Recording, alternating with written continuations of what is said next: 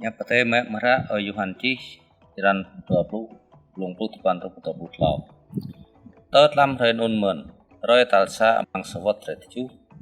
Amang kerek khop benis bing chua toi to, yua ko hui ko bing ju dai o. Yisu kwa re le, ting tong tong kra kenyu hang le, renuk noa ke ki, le non nyu prei ke nyu buk tengan hang dieu nyu. Buk kwa bing chua toi tlau khop.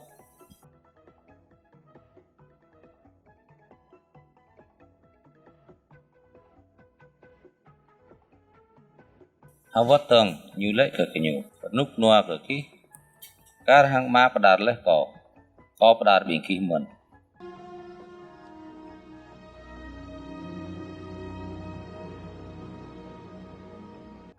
Le non kenyu kluk ke bơi kenyu hang le ke kenyu ceka pe chua miyang